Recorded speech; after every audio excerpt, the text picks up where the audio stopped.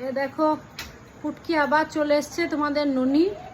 ননি বলছে ও মাম্মা আমি তো ছিলাম না সারাদিন আজকে বাড়িতে, একটু বাবানের একটা নাচের শ্যুট ছিল না, সেখানে গেছিলাম ওর ম্যামের সাথে।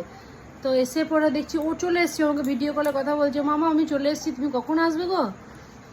তা ওর অবস্থাটা একবার দেখো, এই দেখো দেখেছো, রাত্রি 12টার সময় ওর বাবা অফিসের কিছু কাজকর্ম সারছিল, আর এই মহারানী খেলতে খেলতে ওদের টাইলসের ফ্ল্যাটে থাকে তো চিত্তরঞ্জনে, তো ওই যে ফ্লোরটা হচ্ছে টাইলসের ফ্লোর, এত জোর পড়েছে এই যে এই জায়গাটাকে একদম পুরো ফেটে গেছে, মানে এতটাই ফেটেছে যে দুটো স্টিচ পড়ার মতো আর কি।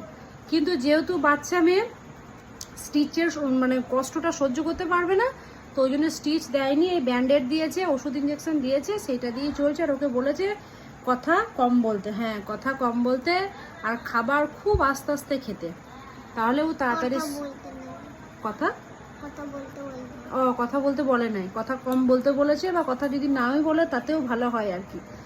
তো এই দেখো দেখেছো কি অবস্থা ওর। কালকে রাতে যখন আমাদেরকে ফোন করেছে তখন প্রচুর রক্ত বেরিয়েছে ওর, আর বাবা তো ঝিমিয়ে গেছে, ওর মা কাঁদছে, ও নেতিয়ে গেছে, এত রক্ত বেরিয়েছে, মানে এত পরিস্থিতি খারাপ। তখন রাত প্রায় 12টা 1টা বাজছে, 12টা 12:30 বাজছে, তখন আমাদেরকে বলছে যে দিদি ননির এরকম এরকম হয়েছে। তো তারপরে ওকে ডাক্তার দেখায়, ডাক্তার দেখিয়ে এসে এই অবস্থা। হ্যাঁ কি কত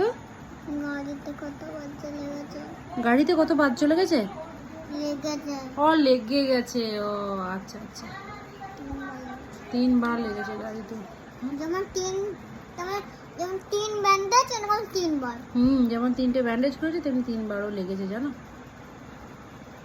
তো যাই হোক ননি চলে এসছে, ননির আবার জন্মদিনও খুব কাছেই চলে এলো, দেখি রে ননি।